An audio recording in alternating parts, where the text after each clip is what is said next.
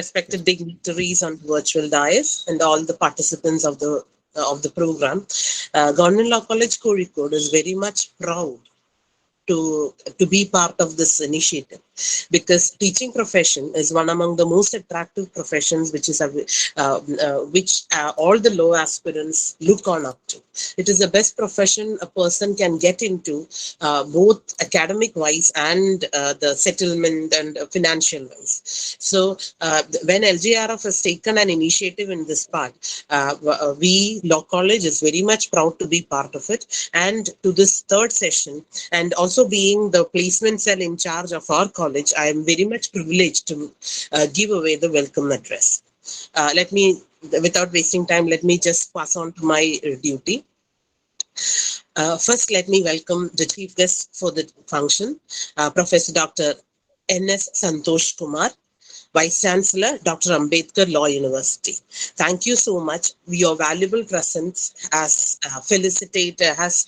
blessed us with all the blessings we need, and a very good initiative for our program, sir. Heartily welcome you to the function, sir.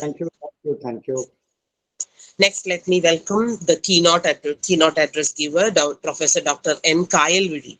As sweet as your name is, I would very sweetly, very hopefully welcome you, madam, to this function.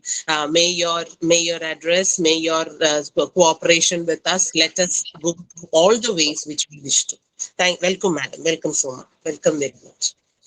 Next, let me welcome our dearest, our pillar of support, Dr. N. Krishna Kumar, Principal, Government Law College, Kozhikode.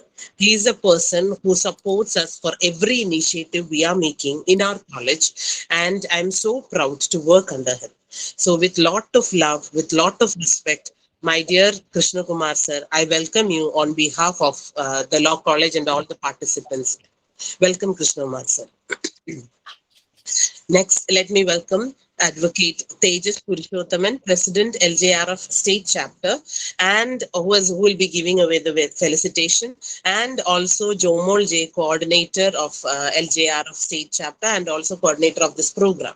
Welcome everyone, and more of it. I would like to welcome, and I'd like to thank Safi sir for taking up this beautiful program as an initiative and giving light to many people who are very much aspirants to this teaching profession.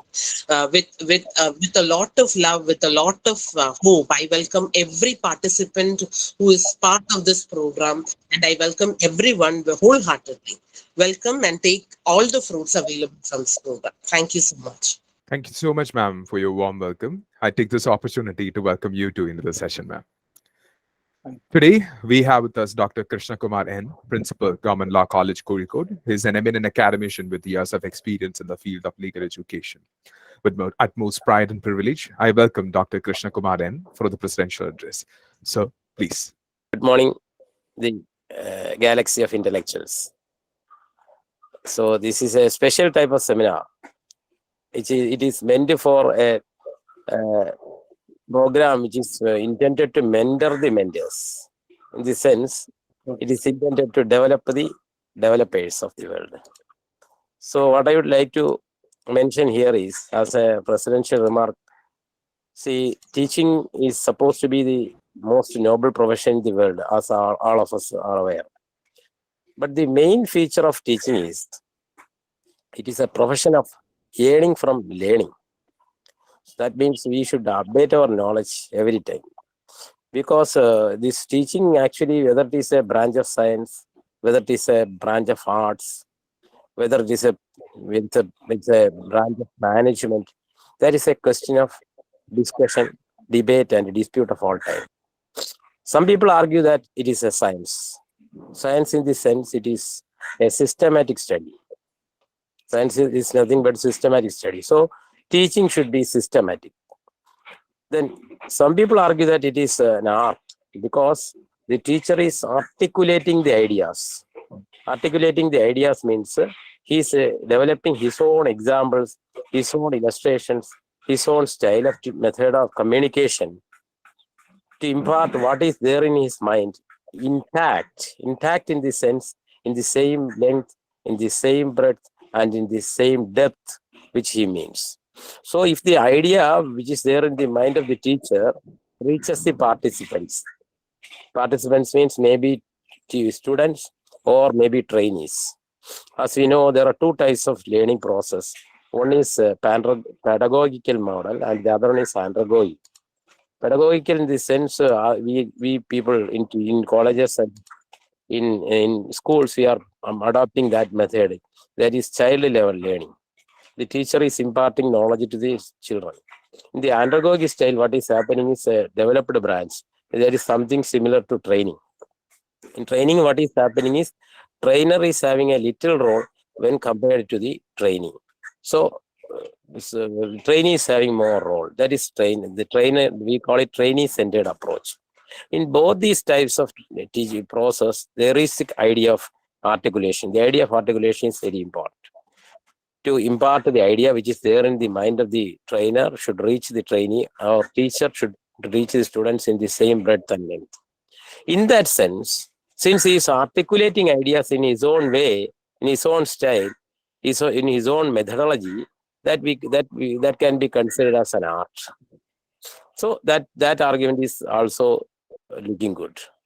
Then third argument, the argument is that it is a branch of management. Management in the sense, the teacher is managing the class, the trainer is managing the class. So he is the overall of the class. He is the manager of central point of the class, manager of the class. So as a teacher, we have to have a threefold duty. Threefold duty means as a scientist, we have to arrange the things which we have to present before the students in a systematic manner. Secondly, as a manager, he has to manage the whole class. As an artist, he has to articulate the ideas so as to reach the students in the same sense in which it is he conceived. So teacher is having all these three roles. I have been speaking about the role of teacher or trainer. Now I would like to mention something about the message he has to communicate, the idea he has to convey. That is also a threefold one. First one is that it should the teaching process should give knowledge to the students. It should develop his skill also. Moreover, it should develop his attitude also. It should change his attitude also. So this was the earlier concept of our teaching science. Earlier, we believed that we have to have, as a teacher, we have to have ask in the sense A for attitude, S for skill, and K for knowledge. That has also undergone change. That concept, conventionally considered concept of teaching, that conventionally conceived concept of teaching has also undergone change. Now we are arguing that we should have one more element, that is H. H means habit. So the trainee or the student should have knowledge through teaching process, should get knowledge out of teaching process. He should develop his skill. He should be able to develop his skill through teaching process, through attending classes. Third one is there should be change in the attitude or mindset of the student. That now we are saying that these three things cannot do a lot.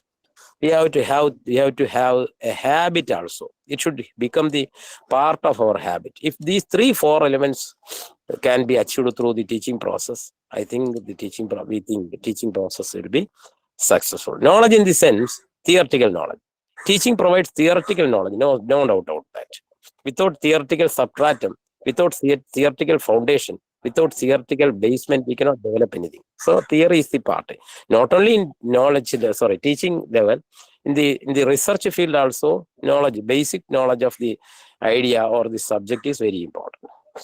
When it gets converted into practical level, it gets the color of skill. It gets the color of skill means skill is something, as we know, practical. Knowledge is theoretical and the skill is practical. Better say, knowledge is textual and the skill is contextual. So we have to have both of these. Knowledge and its skill, both are important. What is the difference between knowledge and skill, as we know?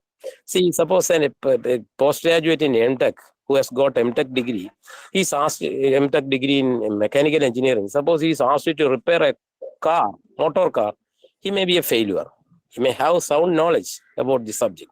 But a workshop man who has not, workshop mason who is not having even up to 5th standard education, he may do it very well. What he is having is skill. Yeah, first the former is having knowledge. So both are significant in the pedagogy. So third one is, even though we are having knowledge and skill, if your attitude is zero, no one can help us. So there is a saying like this. See, if we give numbers 1, 2, 3 in the letters in the English alphabet like this, 1 for A, 2 for B, like that. If we put the letters corresponding to each letter in the word attitude, it sounds to be 100. A for A1, T 20, like that. So attitude is very important. If you are having attitude and aptitude, you will reach the altitudes. So what I am saying is, attitude is also important. So now we are speaking about habit also. Even though we are having these three characteristics, knowledge, skill, and attitude, if it doesn't become part of our habit, or if it doesn't get a perpetual, permanent, eternal, or everlasting color in the character of us, I think that cannot do a lot. That cannot do much. So teacher should give importance to knowledge and these three aspects: knowledge, skill, attitude. He should be able to develop knowledge, skill, and attitude of the students, and also he should try to make it their habit. If a teacher who is a manager, who is an artist, who is a scientist, who does these four things, I think the field of education will be successful. Anyway, I am adding the point again. This is a profession of earning from learning. Thank you for the patient attendance. This program is declared to be inaugurated. Now let us. Sorry. I am doing the presidential address. Let me invite our chief guest, sir. Please come and inaugurate the function, sir. Thank you so much, sir. Krishna. Different news reported in Hindu, which I consider it has a constitutional importance. And the second issue reported by this Hindu, which is, I think, is a constitutional